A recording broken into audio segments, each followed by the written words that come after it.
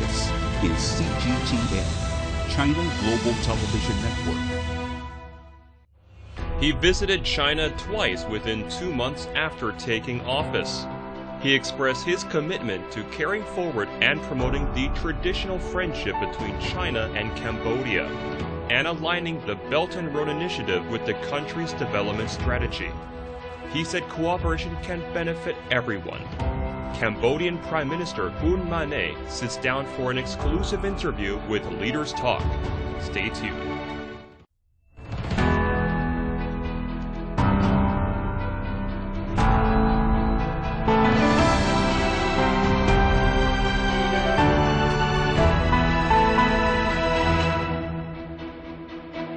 Hello and welcome to Leaders Talk, where we meet leaders, thinkers, and trailblazers. I'm So Yun. Our guest today is the new Prime Minister of Cambodia, Hun Manet. After taking office in August, he chose China to make his first state visit abroad. And about 1 month later, he's back here in China to attend the third Belt and Road Forum for International Cooperation. A decade since its founding, what concrete achievements have the initiative been made in the bilateral cooperation? How will the synergy between China's BRI and Cambodia's Panama strategy be enhanced? And how will the two countries further enrich the content of the China-Cambodia community with a shared future? Let's find answers in today's Leaders Talk. Your Excellency, Mr. Prime Minister, great to have you with us on Leaders Talk. Well, you're here in Beijing this time for the third Belt and Road Forum for International Cooperation, and you were at the opening ceremony together with world leaders and representatives with over 150 countries, as well as more than 40 international organizations, listening to the keynote speech delivered by President Xi. So to start with, can you share with us some of the major takeaway from President Xi's speech as well as from the forum? Well, I think our participation in the forum 3 years in a row is a show of our support for the BRI and BRF. And this is my first trip to join the Belt and Road Forum. And I first would like to congratulate President Xi Jinping and China government for organizing successful forum. The representative from all over the world, especially developing countries. I think as Cambodia, we have benefited a lot from the BRI's Belt and Road Initiative through our development strategy under the BRI's programs. China is the very first country you visited since taking office, and I think this shows the great significance both sides put on this ironclad relation, given its historical linkage and traditional friendship. So as the new Prime Minister of Cambodia, what is your plan to take this already very solid tie to an even higher level? We would sum up our relationship or our direction of policy engagement with China in 2 words. It would be continuity and consistency. This year is the 65th anniversary of our diplomatic relationship and a year of Cambodia-China friendships. This coincides with my assumptions of position as the head of the government of Cambodia. For the new government of Cambodia, our goal is to continue to build on this good relationship that lasted for 65 years. And also to seek to expand cooperations, strengthen, especially in terms of seeking ways to improve the Diamond Hexagons cooperation framework, which was established early this year by President Xi Jinping and former Prime Minister Samdech Techo Hun Sen.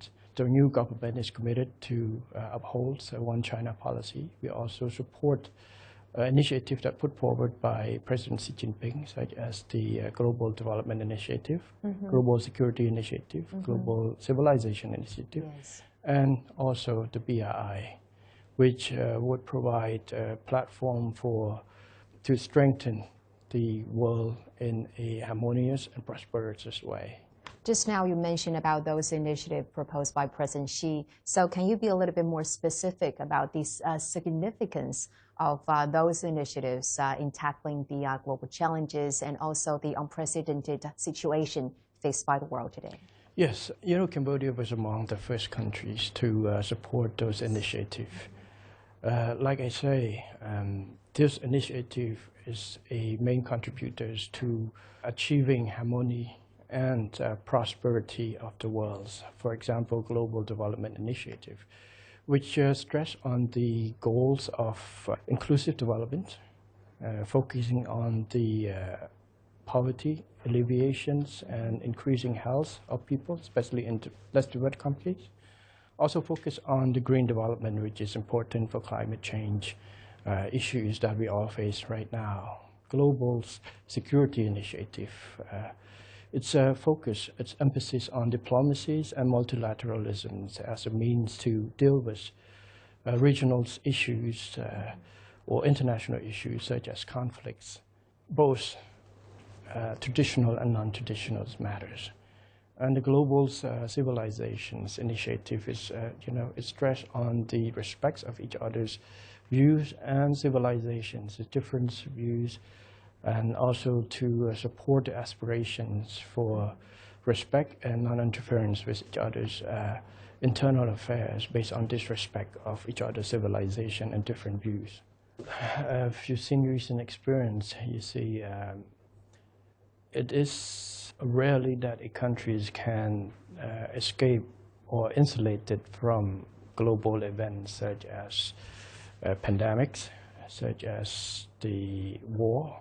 It just reflects the reality or the words of global community with a shared futures. This has given us the necessities to work together on a joint effort to be more considerate and more responsible for the futures of the world and not just any particular country's futures alone. We have to think it in a global aspects.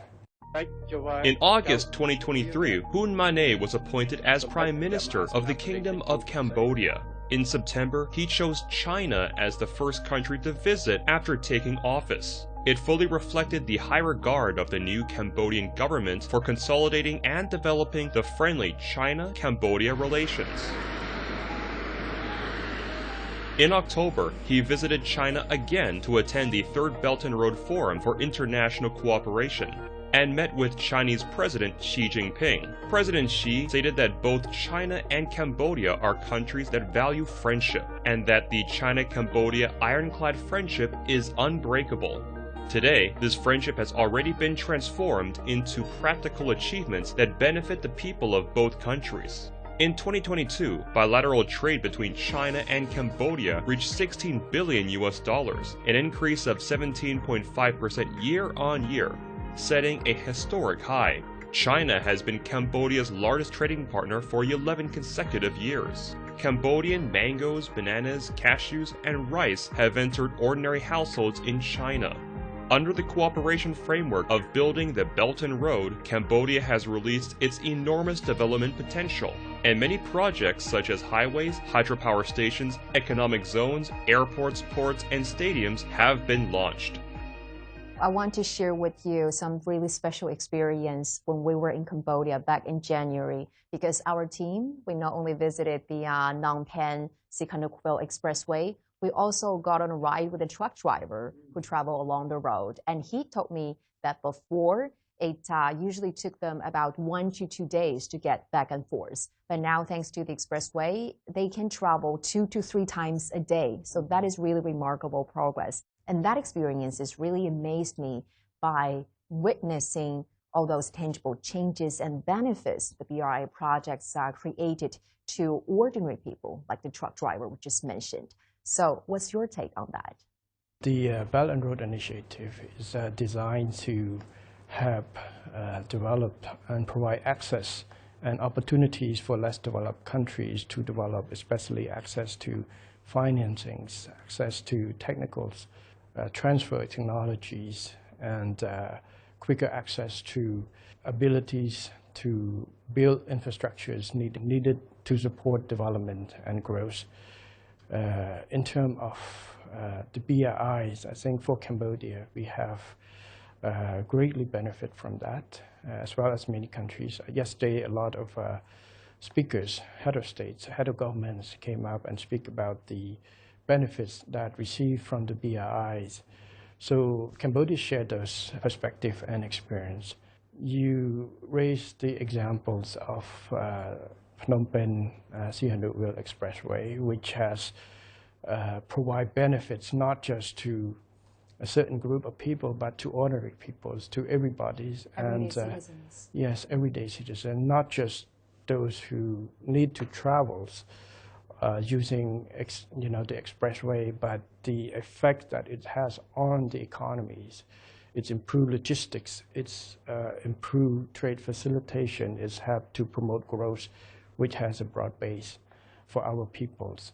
So for Cambodia, the BRI also linked with our Pentagonal strategies, which is aimed to improve the infrastructure and connectivity. And also under the BRI, 2 days ago, we were able to start receiving passengers from our new airport in Siem Reap, which is one of the landmark projects under the BRI with support of BRI program.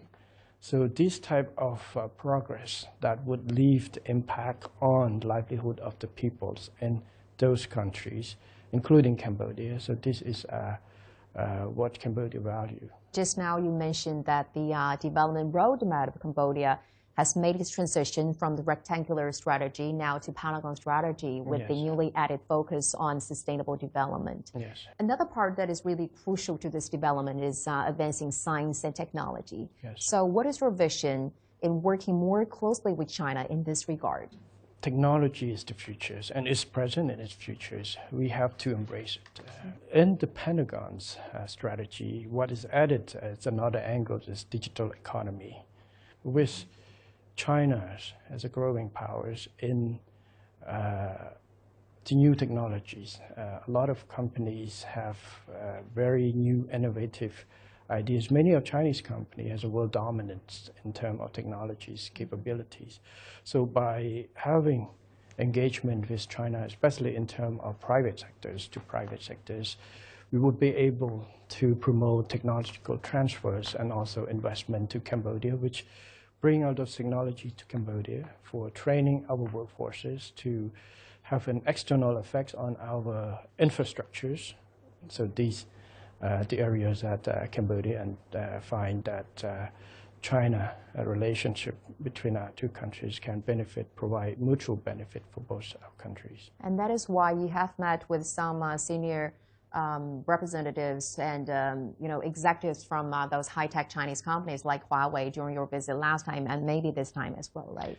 Yes, actually I had a chance to meet a lot with private sectors. Many of the companies that have been investing in Cambodia and many more has been interested in investing in Cambodia.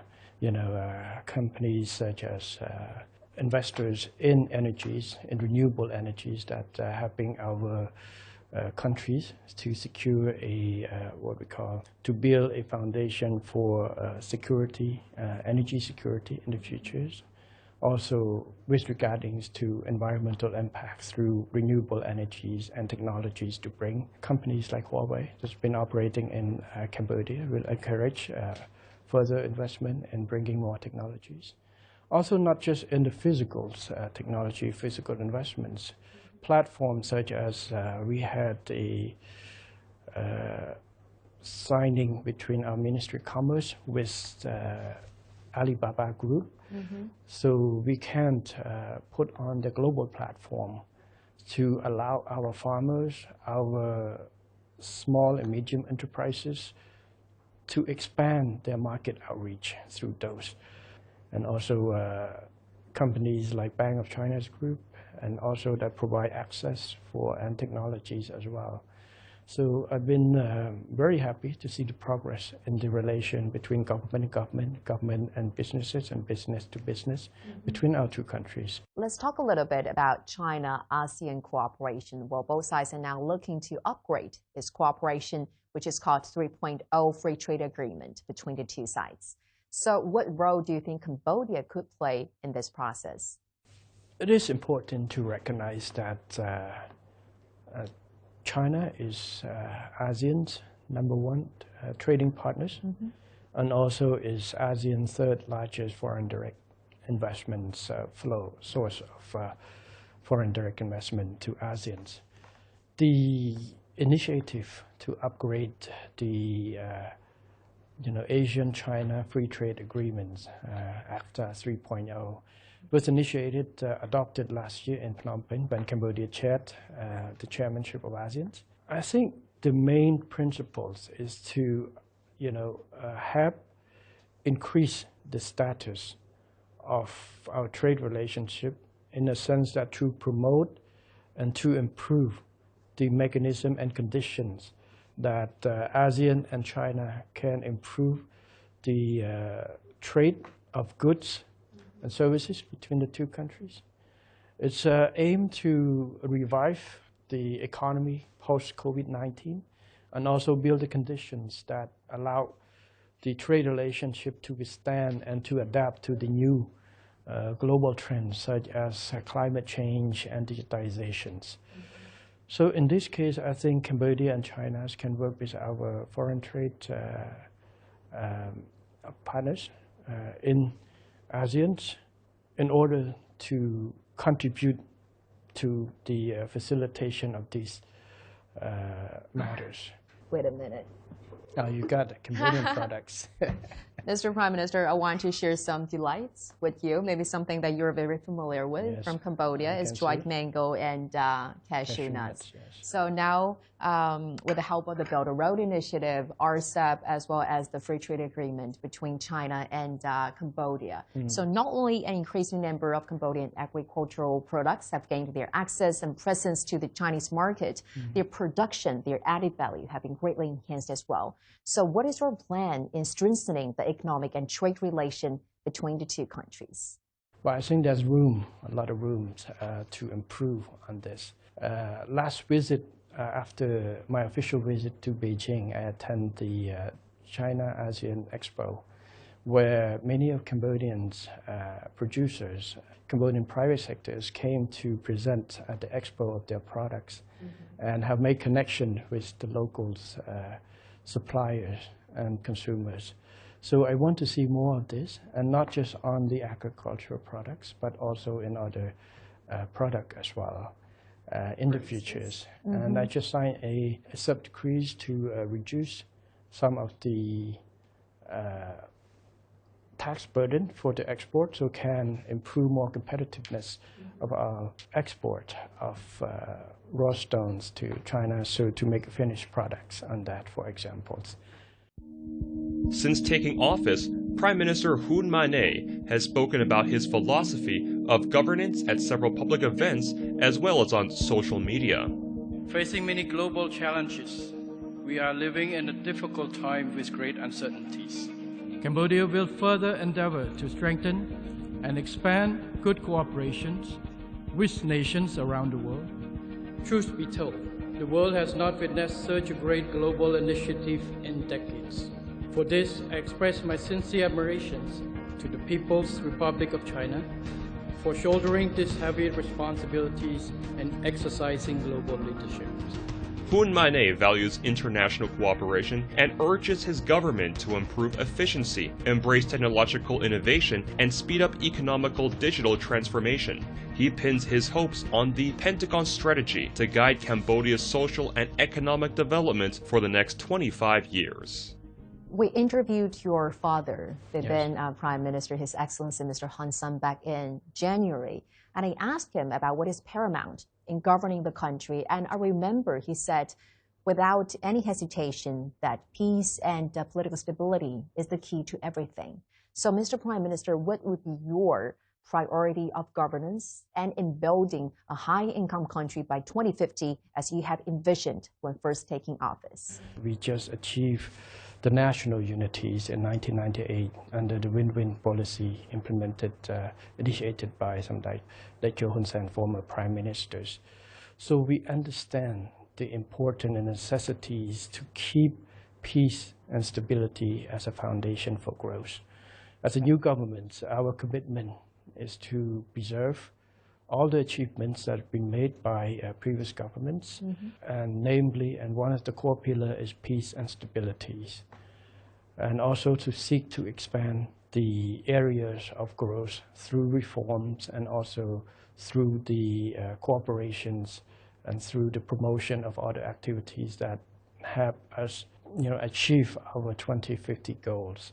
But back again, the foundations that we need to sustain is the most important is peace and political stability, that as a foundation for economic developments. And that is why you have said, quote unquote, here we must work together to protect peace and our national unity at all costs, right? Yes. The training in the military, also my previous job in terms of as an army chief before I assumed my position as premiership, give me a clear view of a need to strengthen security cooperations between countries.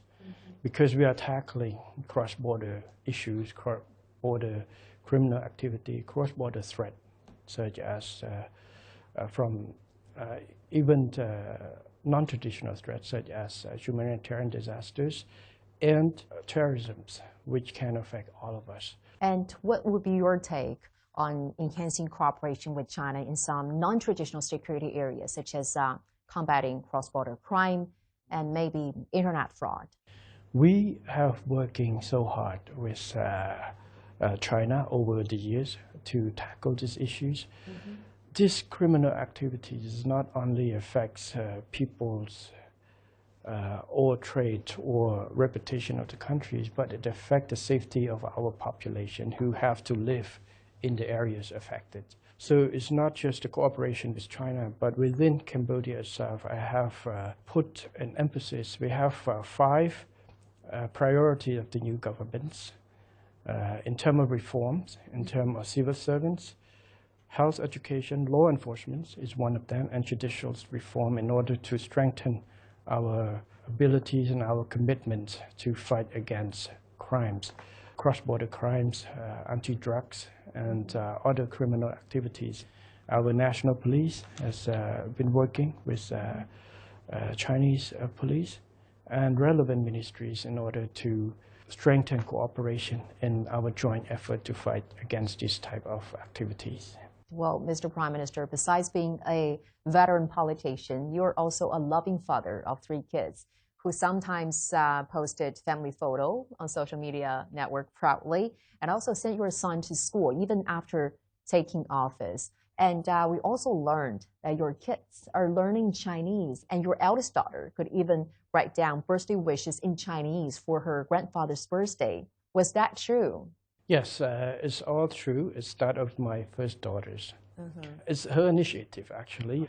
When she was about 6 years old, she went to an event where some of Cambodian Chinese families as friends, and she come back, she asked to learn that as well.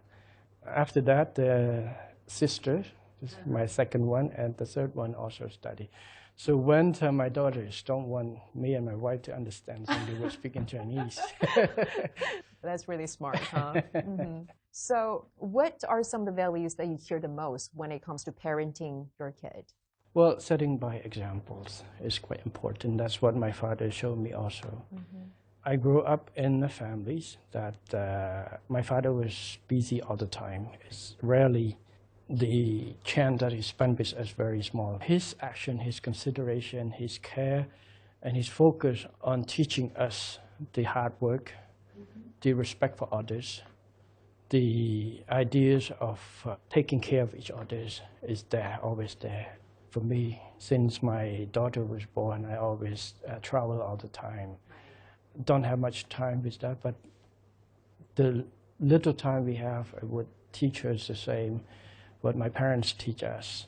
There's one word that my father taught us since we all grew up is never think of yourself as a son or daughters of prime ministers, but think of yourself as the grandchildren of a farmer.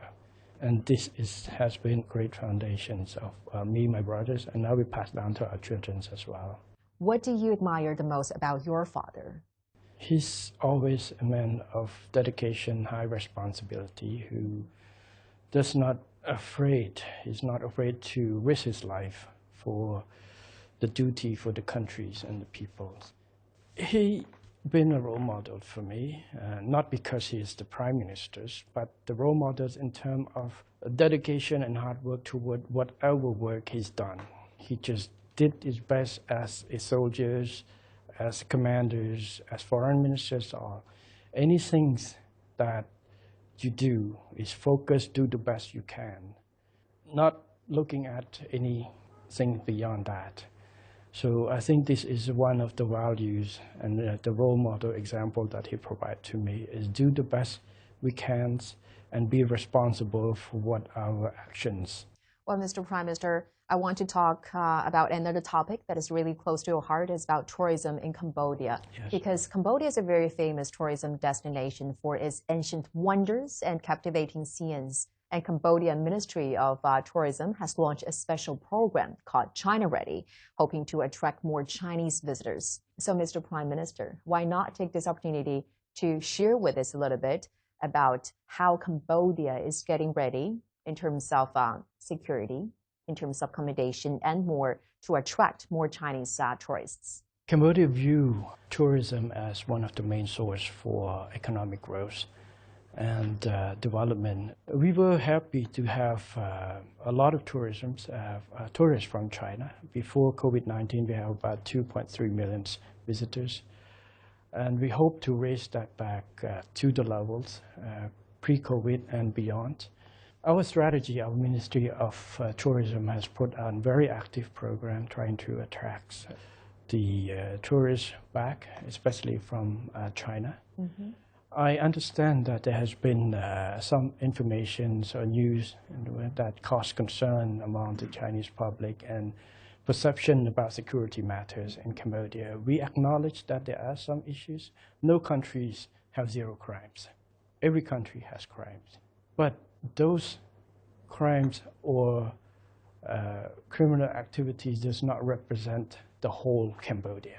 Besides small issues in certain areas, Cambodia overly peaceful countries, secured countries. Please, my message to Chinese tourists, please go visit Cambodia, explore all the opportunities that Cambodia can offer, which I think is a kingdom of wonder.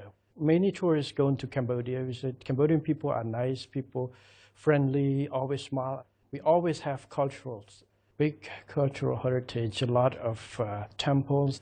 My appeal to our Chinese friends, visitors, to come and visit Cambodia, to explore what Cambodia can offer, our cultures, our peoples, and our connections with you. Well, Mr. Prime Minister, thank you so much for joining us today and for sharing with us your very insightful views on the Belt and Road Initiative, on better relations, and also all these very touching and emotional stories from your family. Thank you so much. Thank you, Ms. June, again for having me on this program. Thank you. Thank you.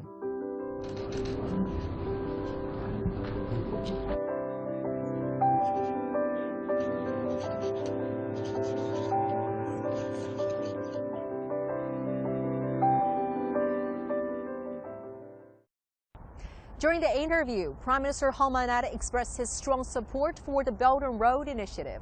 He said that Cambodia and China have enjoyed a time-tested and ironclad friendship for generations, and the initiative has brought tangible benefits to people of both countries.